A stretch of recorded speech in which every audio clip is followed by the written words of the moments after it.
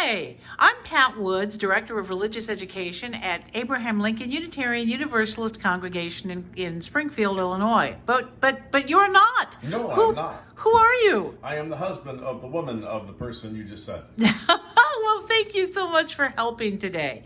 Today we're going to make a snow globe. Ooh. Now, it's not the kind you think. It's not the one that you shake and that you might break if you happen to drop. This is a non-breakable one. Okay. So there are several things you're going to need. And so for the folks at home, we'll go through the list of things you need. And then if you want to pause the video, that would be a good idea. So the first thing you're going to need is a piece of blue paper that you can cut out a circle from. This. You're going to need some black paper.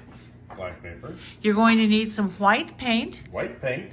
And you can use either your fingers or stipple paint brushes for the white paint.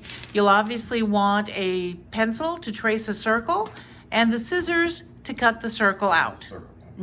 Now we've already cut the circle out, so we're ready to start making the snow person. I'm going to go ahead and bring this over here. You're going to be looking at it upside down, but that's okay.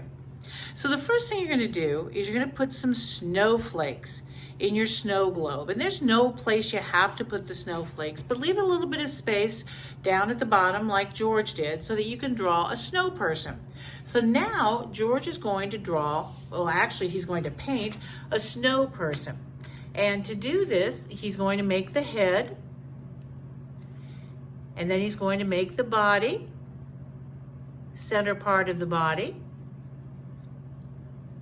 And then he's going to do the bottom part of the body.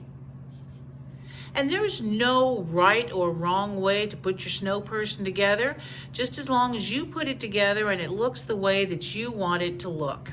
So there we have our snow person and our snow. Now the next thing George is going to do is take that piece of black paper that he has and he's going to cut a base. And it'll be wider at the bottom than it is at the top. So it's kind of like the bottom part of a triangle.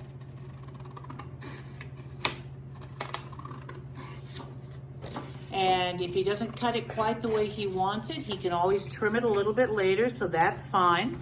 So when he goes to put that on the snow globe, he's going to take the black paper out from underneath it so you can see it. And then he's going to put that snow globe on top. And a finished snow globe might look something like that. And so what you can do is you can cut out and glue some hands and face and buttons if you'd like to, or you can go ahead and draw them on with a Sharpie because we've done that as well. Now, why are we sharing this with you today? Well, a couple of reasons. First of all, George, did you have some fun putting that together? I did indeed. And why did you choose to use the stipple brush rather than your fingers for the paint? Well, I don't like to get my fingers all sticky. And I don't like the idea of touching any of the surfaces accidentally and having to wipe up a lot of mess afterwards. I can understand that. So if you're going to do the finger paint method, you might want to put some newspapers or some plastic down, don't you think? I think that would have been a good idea. Now, keep in mind that just because you happen to have a blue snow globe with a snow person in it that looks something like that, you could make this whatever color you wanted to. You could put together a purple one or a green one, and your snow person certainly doesn't have to be white, although we've always heard those things about yellow snow. If you don't know what that is, ask your folks. We're certainly not going to tell you here. Well, we hope that you enjoy making this craft at home, and we hope that you think of the folks at ALUUC when you're making this craft, because I'll tell you, we sure miss you. Bye-bye.